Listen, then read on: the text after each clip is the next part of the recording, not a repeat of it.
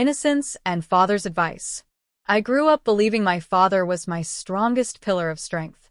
He was gentle yet firm, always guiding me through life with stories, lessons, and advice. Whenever I stumbled, he was there with words that seemed wise and comforting.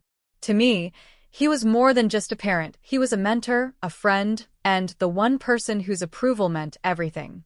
It was during one of our evening conversations when the house was quiet that he said something I would never forget. His voice was calm, almost casual as he told me, "The first time is always clumsy and awkward, but it gets better."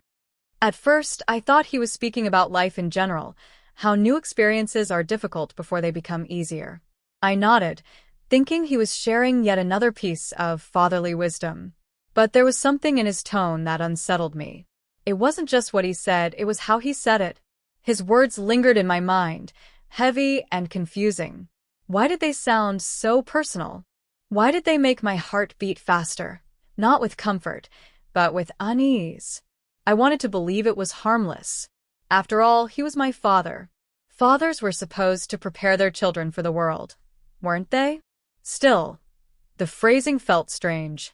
I laughed it off, brushing away the discomfort, convincing myself I was simply overthinking.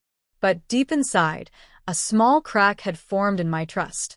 It was the first time I questioned his words. The first time I looked at him and wondered if there was a meaning hidden beneath the surface. The days went by, and his advice repeated itself in subtle ways. He would weave it into conversations about relationships, about growing up, about preparing for the future. Each time, I felt a tightening in my chest, a sense that something was not right. I remember lying awake at night, staring at the ceiling, replaying his words over and over. The first time is always clumsy and awkward. Why would my father say something like that? Why would he make me feel so conflicted, half reassured, half disturbed? I didn't have answers. I only had questions. And with each passing day, those questions grew louder, while my voice remained silent. Subtle shifts and hidden intentions. As time went on, I noticed how his advice no longer sounded like general life lessons. They carried a weight, a tone, as if they were meant for me in ways I couldn't openly admit. He would look at me differently during conversations, pausing before saying things that made me uneasy. Sometimes he would smile faintly, as if I should understand his hidden message. Other times, he repeated his line again. "Remember, the first time is always awkward. You'll get used to it." I wanted to ask him directly what he meant, but I couldn't. He was my father. Questioning him felt like doubting the man who had raised me, loved me, and guided me through every step of life. But my instinct screamed that something was changing between us, something that shouldn't be. I began withdrawing, spending more time in my room, avoiding long talks with him. Yet even in silence, I felt his presence pressing against me, as if he knew I understood more than I let on. His advice shifted from general topics to more personal, almost private hints. He would compare small situations like making mistakes or trying something new, to relationships, to intimacy, to experiences I wasn't comfortable discussing with him. It was as if he wanted me to see him not only as a father, but as someone who knew the world of men, someone who could guide me through what was to come. The more he spoke, the more my trust fractured. I felt trapped between two realities. On the outside, he was the same respected father, kind and wise to others. But on the inside, to me, he was becoming a stranger, someone whose words carried shadows. The worst part was the silence I carried. Who could I tell? If I spoke to my mother or anyone else, would they believe me? Or would they accuse me of misinterpreting, of dishonoring him with false assumptions? The shame of even thinking such thoughts about my father kept me quiet. Nights became restless. I would hear his voice echoing in my mind, twisting those words into something darker. The first time is always clumsy and awkward. I couldn't escape them. They followed me into my dreams, leaving me with a heaviness that no one around me could see. By now, I understood that his advice was no longer just advice. It was a warning of something approaching, a sign of intentions he was slowly uncovering. The man I once loved as my protector was slowly turning into the source of my deepest fear. And though no line had yet been crossed, I felt the edge drawing closer with every word he spoke. The climax of betrayal. The day finally came when his words were no longer just whispers of warning. They became reality. It happened quietly, almost like any other evening. The air in the house was heavy, and the silence pressed against me.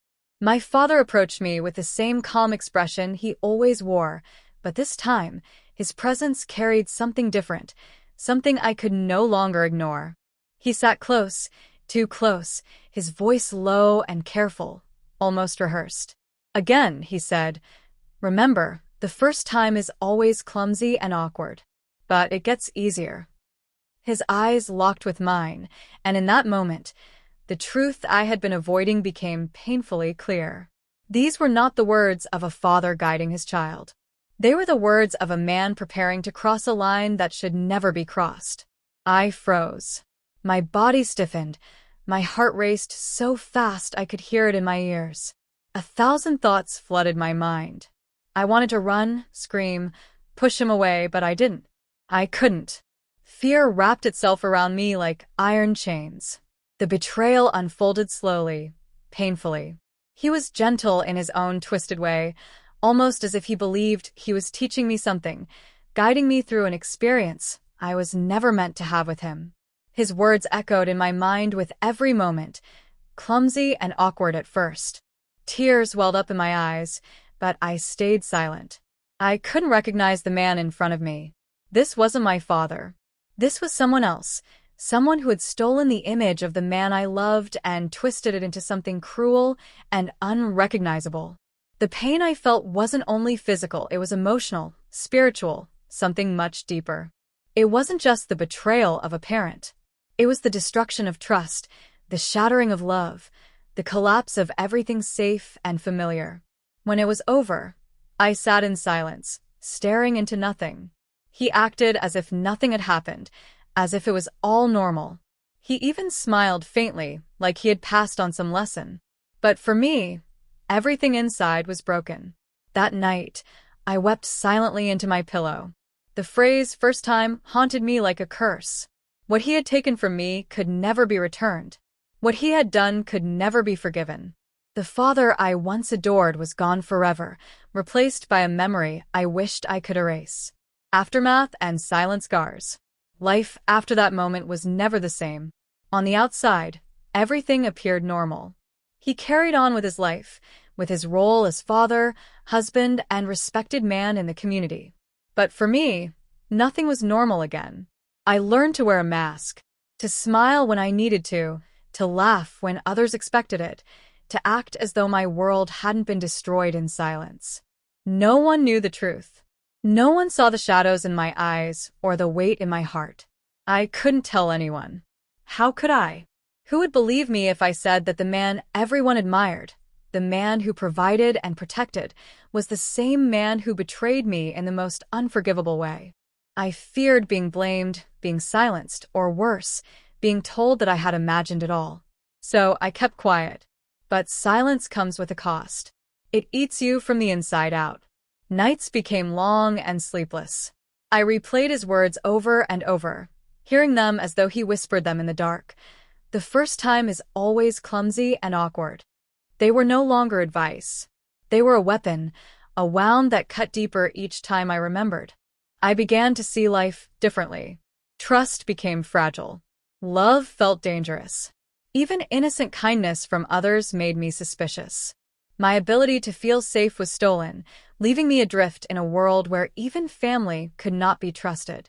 Years passed, but the scars remained.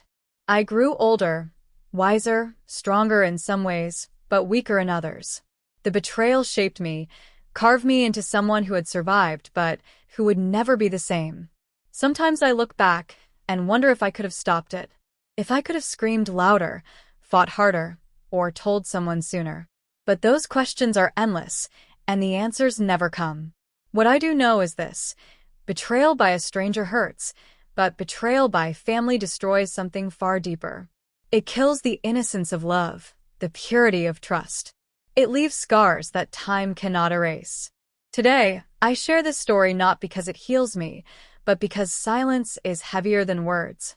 I want others to know that such pain exists, that behind smiles there can be hidden wounds, and that sometimes the people we love most are the ones who hurt us the deepest. My father once told me that the first time is always clumsy and awkward. But for me, those words will never be a lesson. They will always be a curse, a reminder of the day I lost not only my innocence but also the father I thought I had.